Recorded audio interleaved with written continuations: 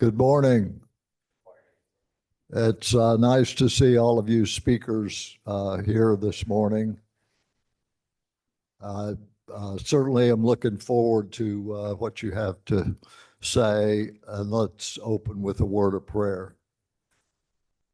Gracious God, we're grateful for this spring morning, and we thank you this day for the gift of friendship. Help us to encourage and support one another, to laugh together, and to comfort each other in difficult times. Guide us to be faithful and loyal friends. May our camaraderie reflect your grace. This we pray in Christ's name. Amen. Well, again, welcome all. I'm glad to see such a good turnout on a day when we don't have a featured speaker to present. We're first take up any announcements that we have. Jim Gober.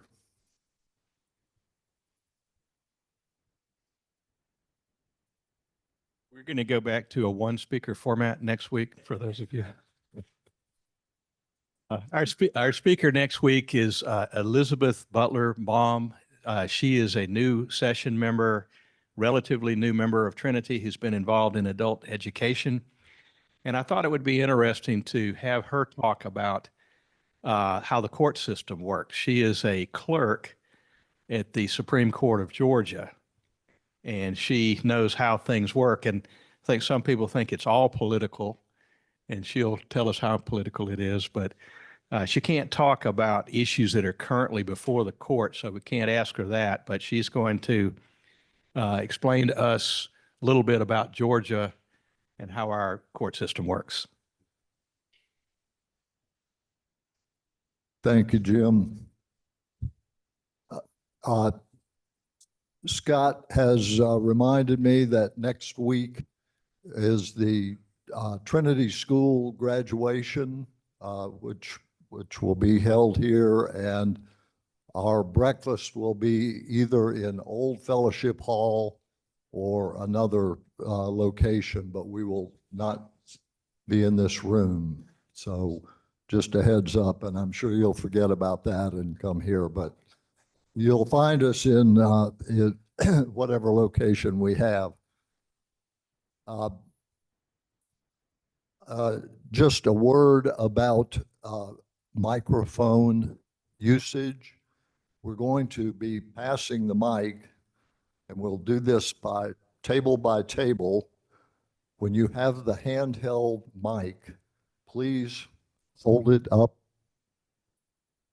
as Elmer is demonstrating, so that we have real good sound. Also, we're going to impose a 2.5 minute time limit on your presentations. We will have a timer.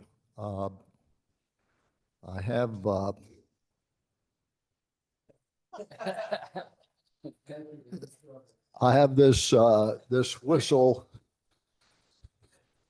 which I will not hesitate to use if anybody is a little too long-winded. Part of my motivation in putting this program together is to see if somebody brings up a subject that captures my imagination, and I intend to recruit that person for a future lengthy speaking engagement. So we'll also, we won't neglect our friends on Zoom, so we'll get to you in turn.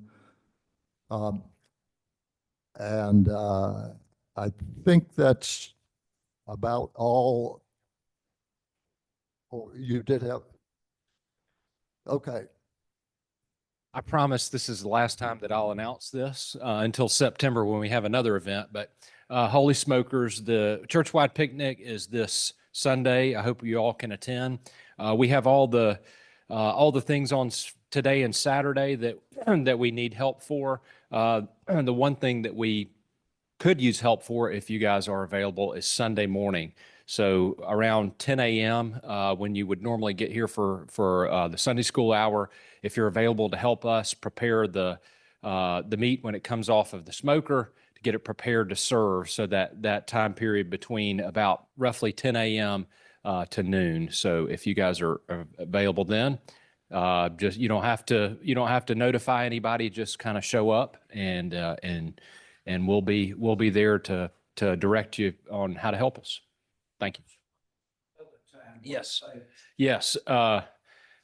7 o'clock tomorrow evening, we're going to have a kind of a social hour. If you'd like to attend that as well, you're certainly welcome. I know many of you came in last year, so it does, but bring your own.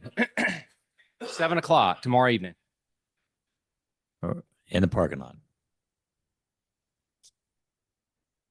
Unless there are any questions at this point, I'm going to let Scott Calhoun lead us off. When you receive the mic, and we'll pass it around the table, when you get the mic, the green light means that it's on.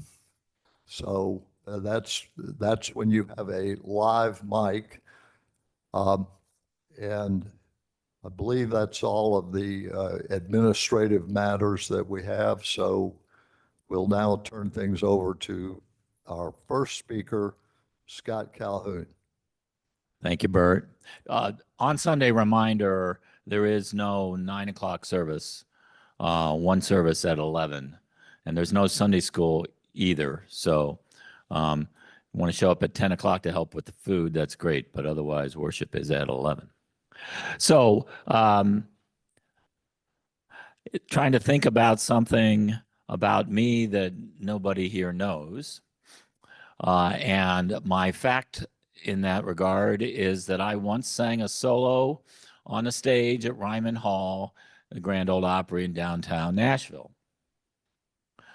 The backstory to that is that I did that as a member of the Knox College Choir, and we were on tour. And when we were touring through Nashville, those were the days when they had actually completely shut down the downtown Grand Ole Opry and everything was out at Opryland. But the building was open for tours, and we went on a tour.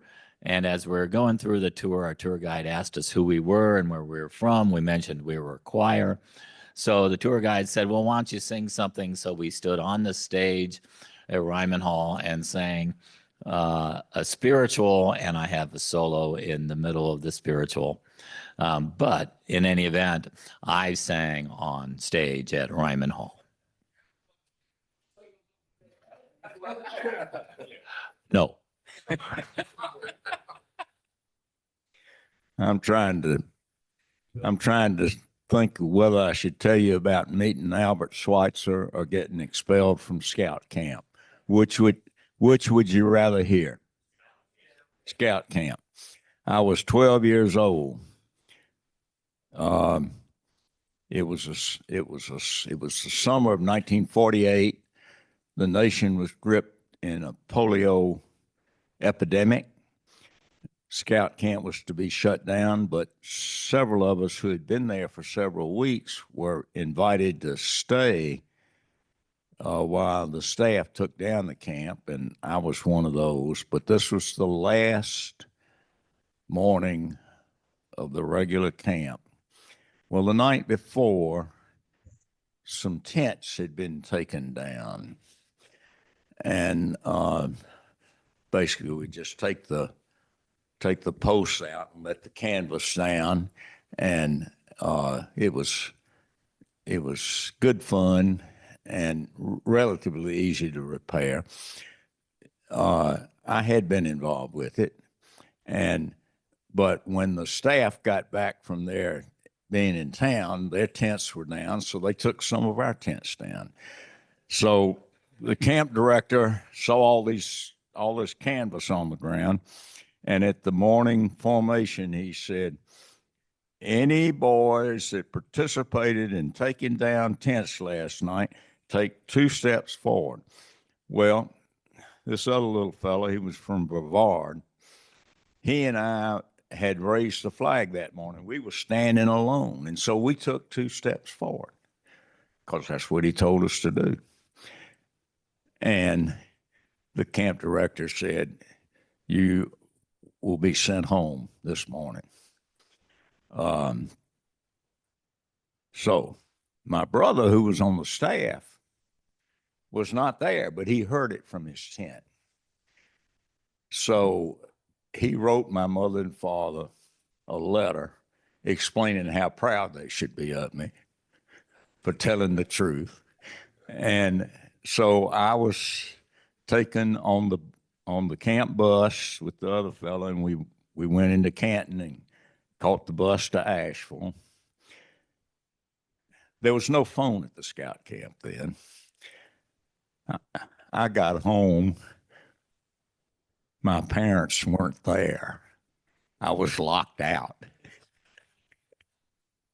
Can you imagine sending a little boy home today without telling the parents he's coming?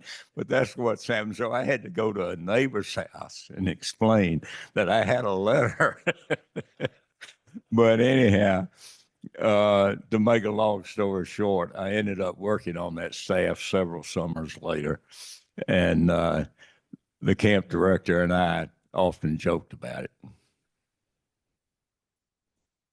I guess an experience I tell is from my Navy days. I was the communications officer, and also I was put as navigator because the position came empty. So during communications, you did it when you're at port, and then navigator had a lot to do underway. But we were going through transiting the Panama Canal, and the navigator has nothing to do then because the pilot takes over the whole thing. So I'm standing up on the bridge, and the captain says, Mr. Irvin, I'm going to have a Jeep for you, and I want you to go out and inspect Panama for the houses of, he didn't call it this, but the houses of ill repute. So here I am, 24 years old, really know nothing. And I go around Panama interviewing the madams. And one particular place, which was pretty fancy, I ended up putting 3 places on a list that the men couldn't go to. And one was called the House of Love. And I cannot forget that. The woman was really smooth. Well, the next day, one of my men knew that I'd done that because they saw me leaving. He says, Mr. Irvin, thank you for telling us about the House of Love. I went there last night, had a great night.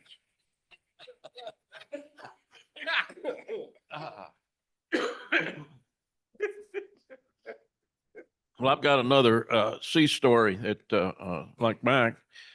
And when I went into the Navy, they put me on board a ship that carried helicopters. It was a made over World War II aircraft carrier, and I was there for 3 months. This was the same type of ship that I was to be on, which was being built at the Philadelphia Naval Shipyard. And so I was like for 3 months on the Boxer. And when time came for me to leave the ship, which I got to by helicopter, the way I departed the ship was we're steaming in the ocean, surprisingly, and we were being refueled by an oiler. So you're going along together in the sea, and to get Ensign Bishop off of the Boxer and onto the oiler, they run a cable across, which the fuel pipes are also going across, but there's the cable goes across, and Ensign Bishop is put in a bosun's chair, and across he goes on that cable. Well, I think there's still grip marks on the on the bosun's chair because you got competing wakes as you're going along, but I made it safe. Here to tell the tale. Well, I have another scouting story that Tom reminded me of.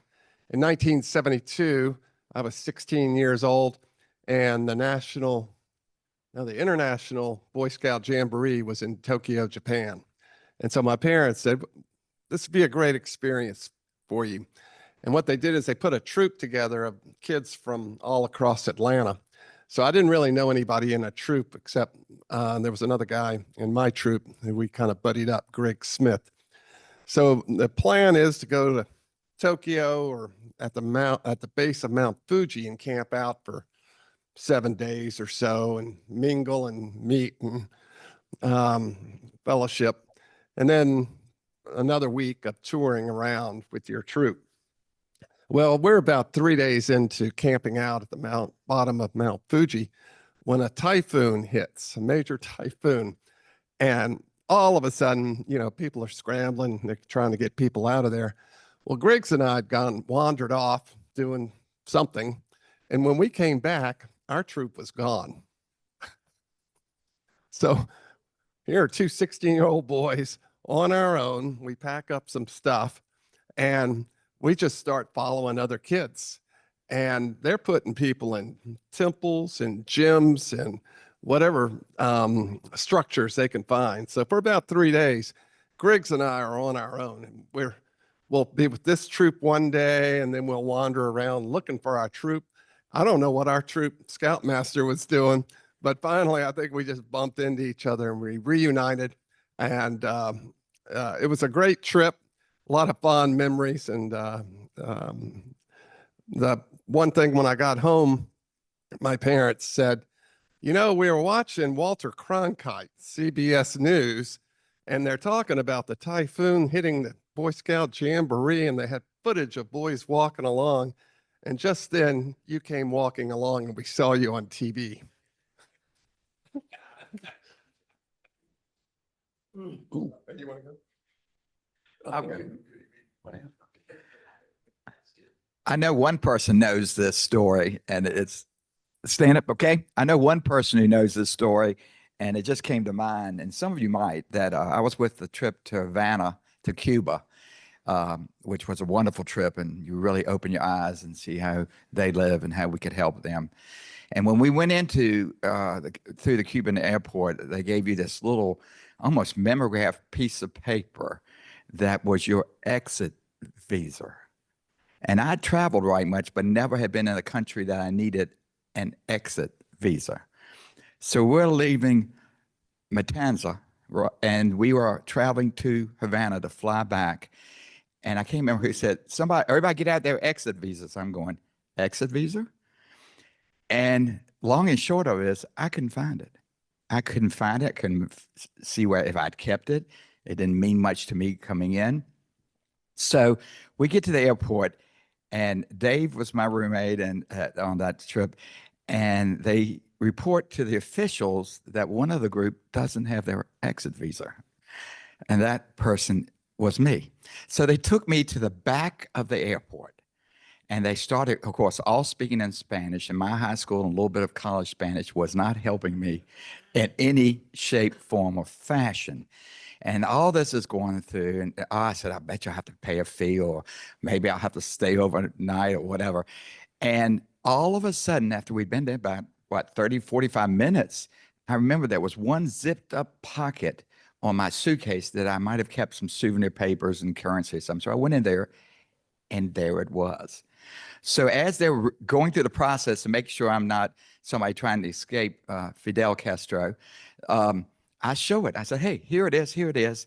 And this lady who had not spoken one word of English to me through the whole to-do turns to me and goes, see, we didn't want to keep you. And that was how I almost became a resident of Havana. And to this day, when Trinity Church has a group that goes, I'm the story they tell to be sure to keep up with your exit visa. or you might end up in the back of the airport at Havana. Eddie? Only 2.5 minutes, Eddie.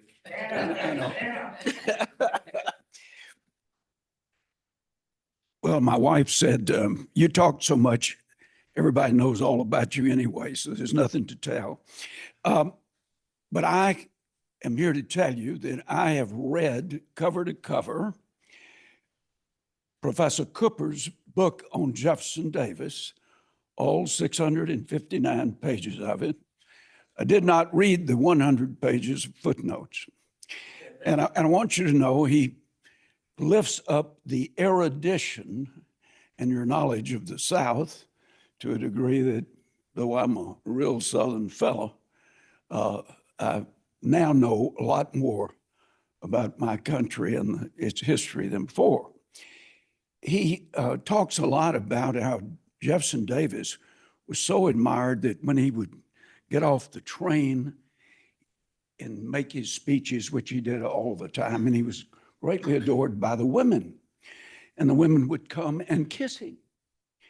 And then Bill says in the book, he engaged in osculation. How many of you know the meaning of the word osculate? I've never seen it in my life, but he writes it as if it's an everyday term. What do you think osculate means? Sounds dirty. What? Sounds dirty. Well, Like a fair social hour to me. it means kissing. And he goes on in great length about kissing, osculation. So I want you to know that I know something. The other things that I would say about myself is that I'm a 5th generation lawyer. My son's a 7th generation lawyer. I served as a, How did he skip the excuse me, I'm 5th. Excuse me, I'm 6th. I'm 6th. Dad was 5th, son's 7th. You go backwards, it gets to be folklore, or before the country was a country. But I served as a safety patrolman on the corner of Piedmont and Peachtree Road when it was 4 lanes. Now I think it's 8 there. And I spent almost all of my life on Peachtree Road. And to this day, I think I'm on Peachtree Road at least 7 or 8 times. I was born on Peachtree Road. I went to grammar school 1 block off where Tower Place is. I went to high school 1 block off Peachtree Road where North Fulton High School was. I went down the street, down a little further, went to Second Ponce-de-Leon Baptist Church right on Peachtree Road. And my dad was the Grand Exalted Ruler of the Benevolent Protective Order. They hold the whistle. Judge, no lawyer's ever been able to speak in 2.5 minutes. So the other unique thing is 2 things that I'll tell. At 9 years old, my dad put me on the bar in the Elks Club, which was right next to the Second Ponce-de-Leon Baptist Church where the preachers said. And I sat there on the 3rd floor of what used to be that Elks Club and was offered a drink. And my mother was a teetotaler. There's more, but it's over. And I do want to say, you should read this book. I get a commission for your sales, but it's a great, great read.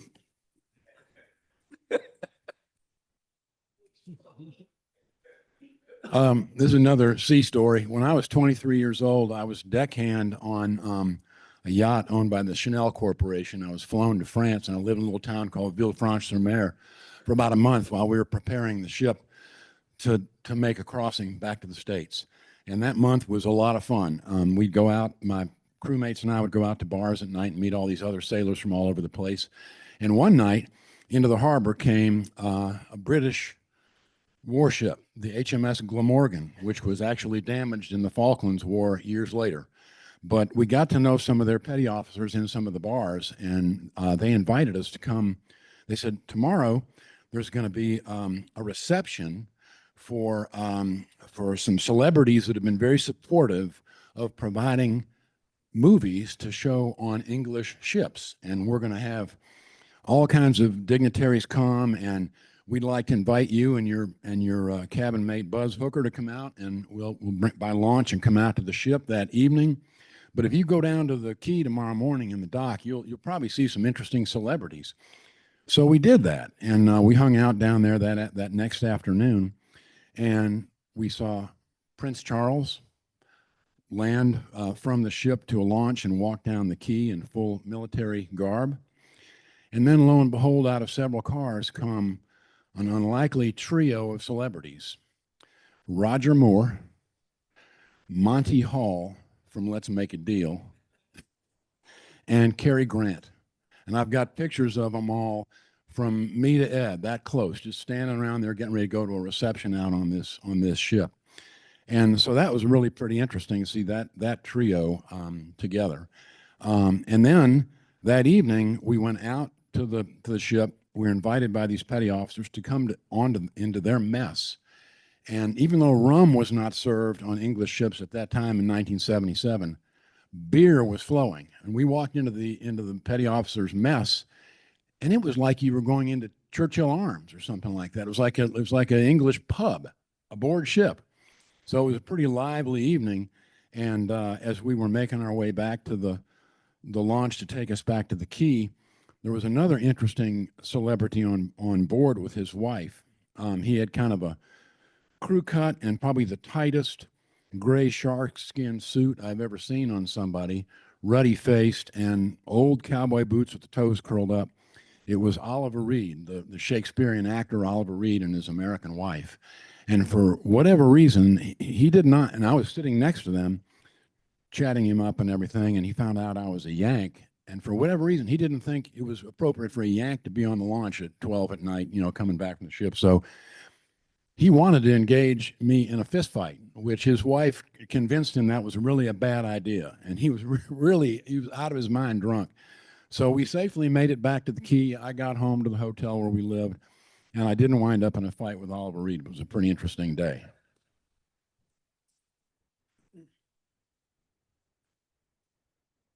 When I was dean, the dean of the College of Agriculture reported to me that some of his faculty members had discovered a dissertation that they had approved earlier. They thought it was plagiarized. This person had already been given a PhD. I should do something. So I contacted the attorney for the university, who was a friend of mine. He was in a private law firm. The university didn't hire its own lawyer at that time. And my friend told me I had to really go through this procedurally. I had to have a faculty committee, like a grand jury, to decide whether something was wrong. Had faculty committee, yes, something's wrong. Had to have another faculty committee, like a petty jury. Yes, penalty. This person's degree should be rescinded. Of course, that required the Board of Supervisors. So I sent a report to the chancellor, head of the university, summarizing and agreeing the degree should be rescinded. He sends to the president of the university. Office is also on the campus. In the meantime, the person who's accused of plagiarism, a woman, has hired an attorney. This is a former state legislator, fairly well known. I knew who he was. He spoke to me and told me that this could never happen, that he had enough, the board would never do this. So why did I quit, drop it and go back home? I met him in downtown. I told him I couldn't do that. The faculty had spoken. Anyway, the president assures me he won't let politics get involved. Well, the board meets. Make a long story short, I make my presentation. The person accused makes presentation, discussion of the board and all. I'm seated down by the chancellor. I'm going to be asked to make a final statement. Going through my head, what am I going to say? How can I really make my point? Sure enough, gets to chairman of the board, looks at me and says, "Dean, do you have any final remarks?"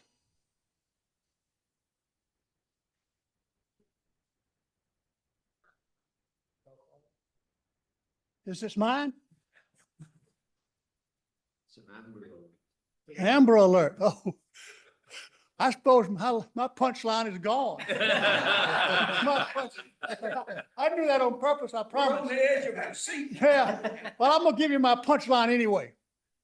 I'm sitting by the chancellor, and the chairman of the board looks at me and he says, Dean Cooper, do you have anything else you want to add? I started to get up. The chancellor says, Bill, sit down, you've got the votes. Poor old naive me. I sit down and I had the votes, but I didn't know that, see? I didn't know I had the votes.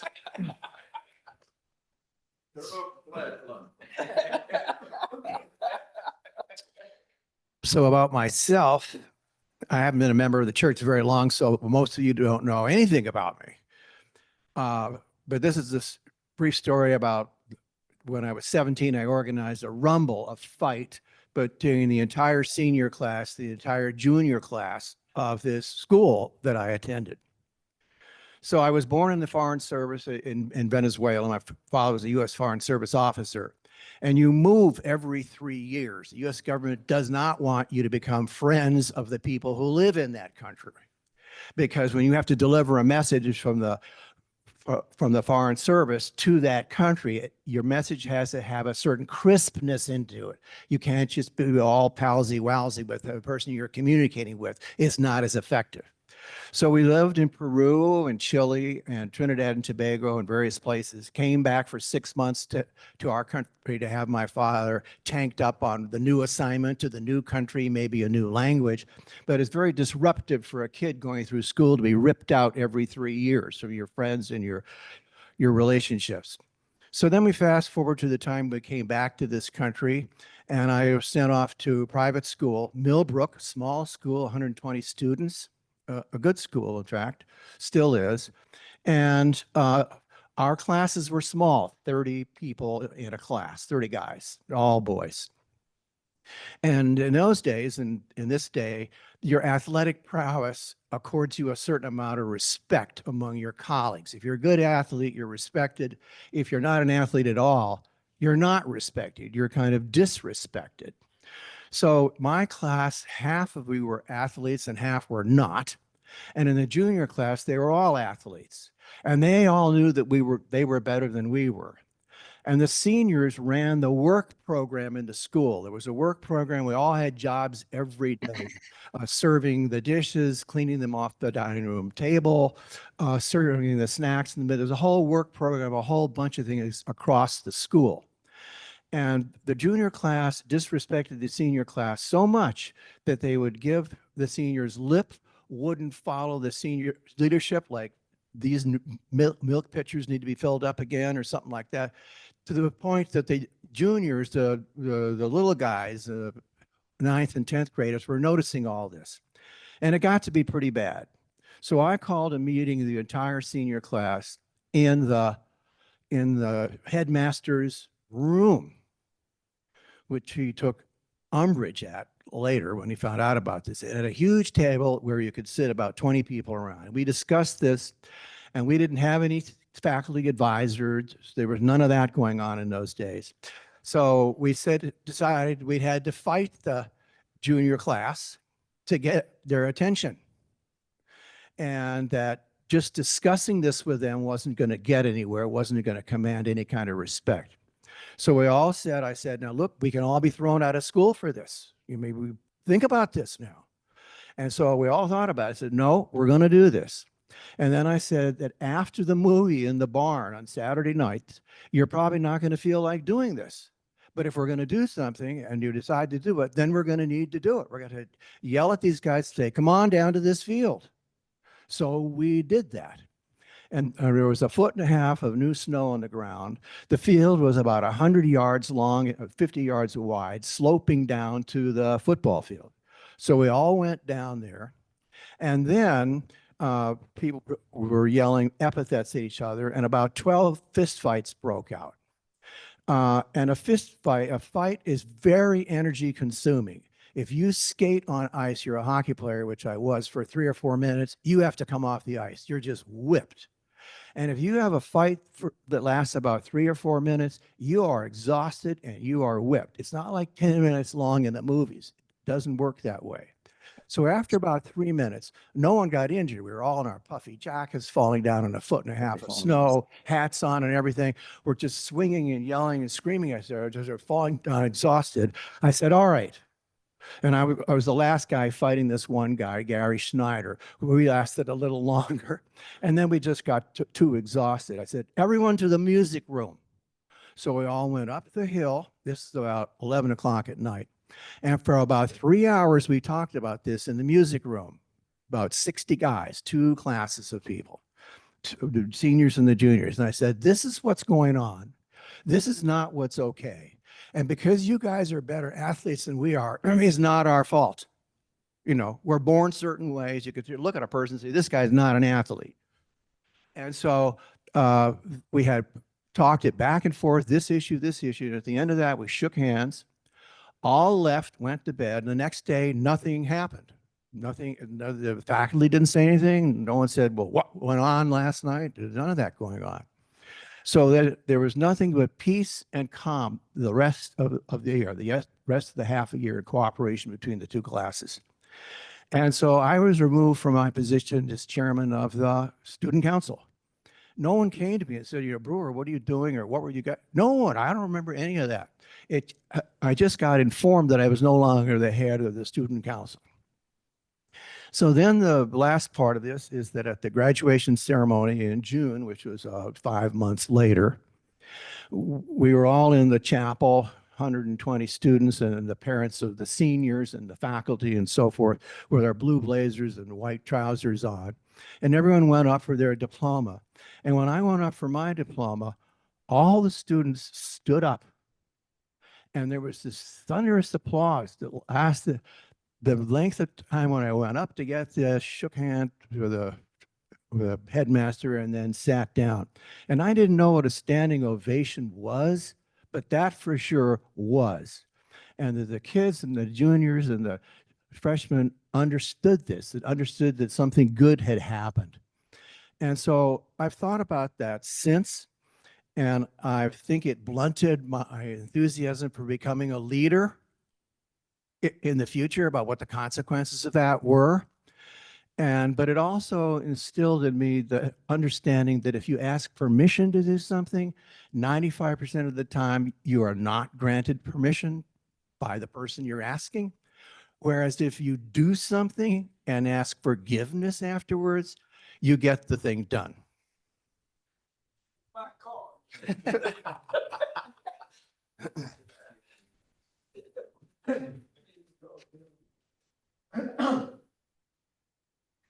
I have nothing really to say about myself, but with your permission, I'm going to tell a joke. And the reason I'm going to tell this joke, it's a Bert kind of joke. You will love it. And it's appropriate for today. It's about Trump in the United Emirates. But the first thing you should know is it's apolitical. So, Bert, it's apolitical. The second thing you should know is that this is a joke you can take home and tell your wife. And the third thing you should know is you're going to groan. All right. So the United Emirates. The people of Dubai, they hate, now the guy's name's gone out of my head. No, not Trump. Jesus. They hate a party, a person. It's a person. Fictitious. Come on. Anyway, Barney Rubble.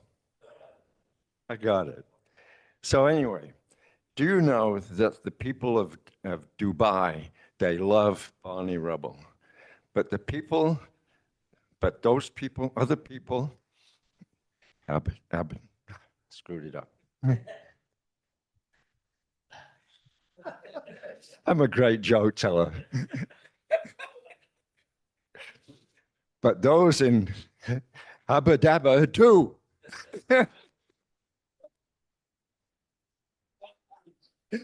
And that is dedicated to Paul, thank you for that. I will say that Ned says that, that I tell bad jokes weekly. And so I'm going to try to strengthen my performance. We love your joke. I've been a writer all my life, and I was fortunate with that because I was able to limit the number of jobs that I had over the years. And one of those jobs was one of the first ones was being a speechwriter at IBM. And in that job, I eventually moved into a job called manager of our Salesforce recreational activities. And this was a job that allowed me to meet a lot of celebrities, a lot of movie stars, and I've met 5 presidents in my life. And in the process of running these meetings, IBM was a very, that they were very careful that we did not get people on the stage. And typically the audience for these activities was about 1,500 salespeople. And we were very careful that we didn't have people getting up on the stage and using obscenities.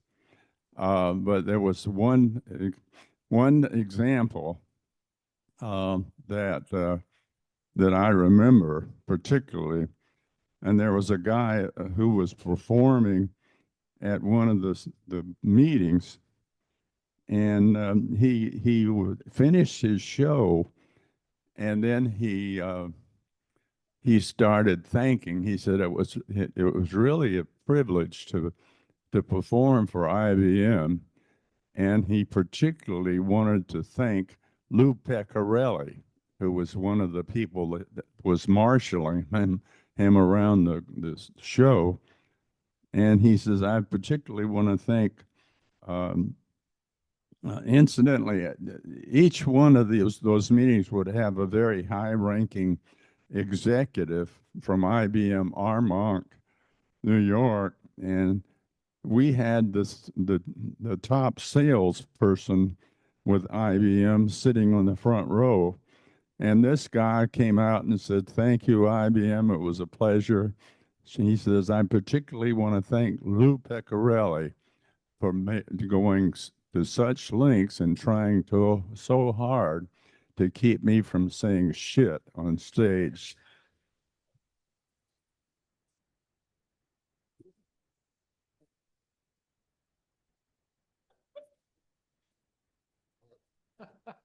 If we can bring the mic over to this table, and I'll just note that we're running a little bit long here. I don't want to put pressure on you, but I do want to say to the Zoom folks, we're going to give priority to the people who are here in person, and so just that note. Elmer? Sure. A quick story about speakers and who you invite to speak to a group. So I'm a member of Mintel Rotary Club, and one year I was in charge of coordinating the speakers for that year. So I invited the Georgia Commissioner of Agriculture to come speak. I've known the previous Commissioner of Agriculture. I've known Gary Black for a long time. And so we were sitting at a table before he spoke, and we were just having small talk. We were talking to the folks at the table, and I said, well, Gary, I've got, things in my garden. I'm a gardener. I like to grow vegetables in the spring. So I was telling him about all the things in my garden. I had squash and tomatoes and peppers. And I said, Gary, I've actually started growing. I got some cotton seeds. I started growing cotton recently. And he looked at me and he said, Elmer, you cannot grow cotton in Georgia unless you have a permit. And I said, what do you mean? Hey, I'm gonna go to, I'm just gonna walk over to Dunkin' Donuts and get And coffee. Do you want me to get some for you? And he said you have to have either a commercial permit to grow cotton like commercial growers do, or you have to have a demonstration permit. So to demonstrate in an educational setting how cotton grows. And I said, well, Gary, I don't have either one of those. And he said, well, I don't think this is, you shouldn't be growing cotton. I said, well, don't worry.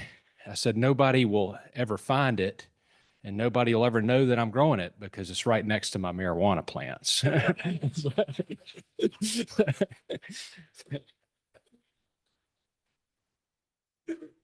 I'm glad I'm not the only one who's going to talk about a good fight. This is the story of how I got on the session the first time. This was like 30 years ago, 1995, I was on the session. And I had gone to Duke. I was a terrible basketball player in growing up, so I was on a wrestling team. And my kids started playing basketball at Trinity. I think I coached Bert's daughter, I coached Mac's daughter, and I coached for years. And I had twins, so I had boys teams and I had girls teams. And the thing that got me on the Trinity session, I believe, I've heard this story, I think what I'm telling you is true. There was a time when we had youth referees. So we had Freeman Hall, who's Tony and Charlotte's son, and he was one of the kids who would make a little money. We'd pay him to be the referee, and they would do a fair job. And this was youth sports, and it wasn't really intense. And one day, I was in my mid-40s. There was a kid who was in his late 20s or early 30s. He was coaching a team, and he didn't like the call by the referee. And he just got furious. He was red in the face, and he was really angry, and he got face to face with our youth referee. And it was one of those incidents where you feel like somebody's got to do something to stop this. So the next thing I knew, I was out there, and he was so close to our youth referee that when I stepped between them, I was face to face with the guy. And I played football, and I was on a wrestling team like Eddie Garland. We were wrestlers, so we were ready to fight. And so for some reason, I thought the way to diffuse the situation would not be with throwing punches. I told the guys, he was screaming that it was a terrible call. It was awful, and it had ruined the day for him and his team. I said, "You're in our church." And he calmed down a little bit, but he kept screaming, saying it was a terrible call. And I said, "You're in our church." And it finally hit him that we were, playing in a Trinity facility, and he calmed down. And later somebody told me that incident was a reason that they thought I should be on the session at Trinity.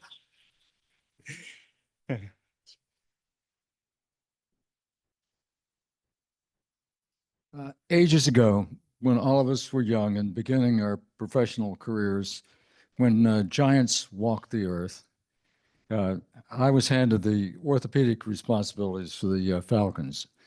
And Mac had asked long ago that I might speak something about the matter.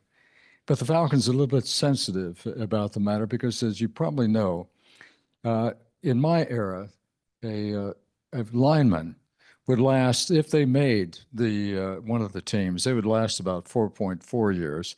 A running back would last about 2.4 years, and thereafter, the carnage would begin because within 2 years, a player would be detoxed for drugs or alcohol, would be divorced, would be bankrupt, or be incarcerated. So the Falcons naturally were a little bit sensitive about chatting about their players. But indeed, I lived long enough to see the great successes of people like Mike Ken and Tom Pridemore, who made legislative positions and were greatly productive within the community. I saw people with indomitable spirits like Tim Green, who was our legitimate Rhodes Scholar finalist, in spite of advanced ALS, still writing, even though bound to a wheelchair, and having to write with a puff machine.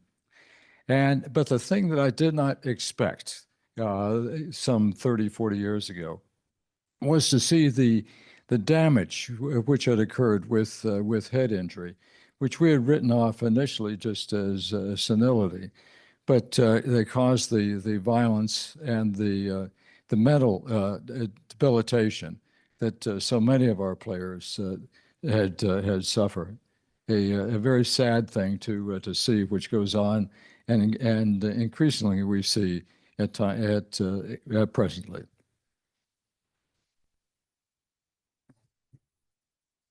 Two things. I should have introduced my friend here earlier. This is John Lansing.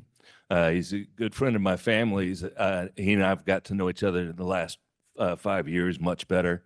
But he and his wife Duggan are active members at First Presbyterian Church, and they're still mad at me for us stealing Rebecca from them. But anyway, this is something that probably nobody knows about me. I was a high school cheerleader. We didn't have to do a whole lot. We just had to write the skits for the pep rallies before the games on the weekend and perform in those skits. And so it was a learning experience for me. And then we didn't have to do any of the cheers or yells, but we did have to yell through the megaphones. That was our big thing to do at the games. So, John, would you like to say something about you that maybe we don't know? So, a number of years ago, I met a woman, and she was a runner. And this is actually a story about my first time to New York, but she was a runner, and I used to chase her around the neighborhoods of Buckhead. And we ended up marrying. We've been married now for 33 years. But I got into running. You may not be able to tell it now, but I did back then, and ran a number of miles with Tom Stowe, who's a member of this church. Did a number of races with Howell Adams. And so Duggan and I were really into running back in the day. Decided to run the New York City Marathon. And in 1992 was my first time to New York City. Ran the race. It starts on Staten Island. You run up through Queens. You cross over into Manhattan.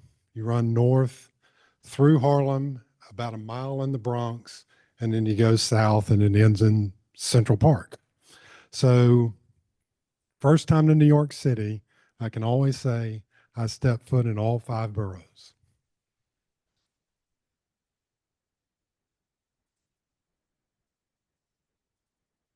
In the 1960s,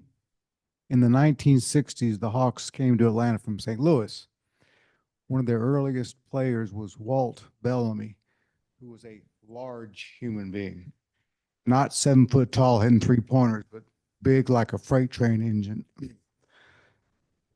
After he retired, he was hired at the state capitol of Georgia to be a doorkeeper. And I've heard this story several times, and I repeat it very often. The legislators loved Walt Bellamy because he was big and funny and nice. And the quote I've heard many times that he said to everybody he talked to was, "I can honestly say I never committed a foul in the NBA."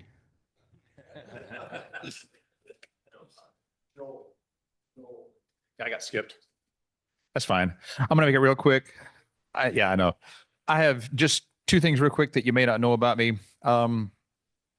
I sing in the Atlanta Symphony Orchestra chorus. Been singing with them since 1981. And with the recordings we've made, I have 11 Grammy Awards on the wall at home. Something most people don't know. And the other thing that people don't know, Scott knows this. I hold the rank of blue belt in Hapkido. I'm a 4-3 black belt in Taekwondo and a 4-3 black belt in Judo. There's a wrestler over there that can beat you up. Yes.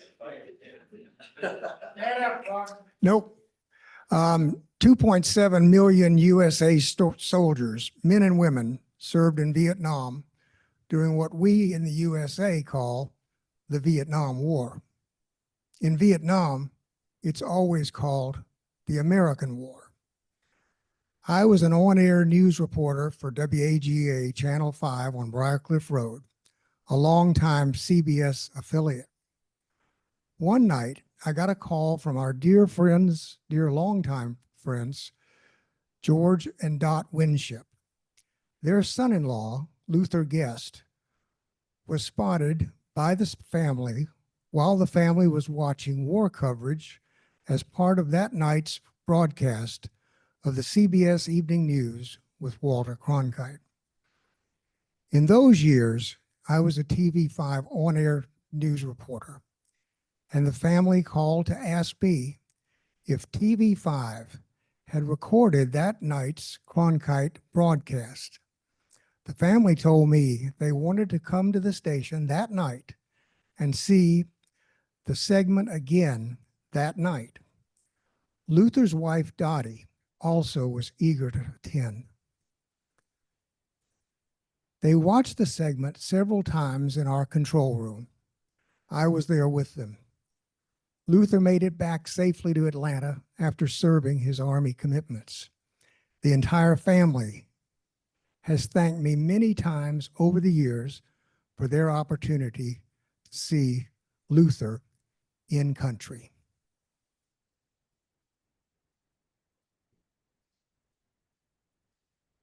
Well, we're running up against our 9 o'clock hard stop. I want to thank each and every one of you for sharing your stories with us. And I think the spirit of Men's Breakfast has always been the camaraderie, and hearing from one another, even briefly, gives us a little bit of insight and feeling for one another. So I hope you've enjoyed this as much as I have. I want to give a quick plug to a Trinity member, and that is Ed Helms.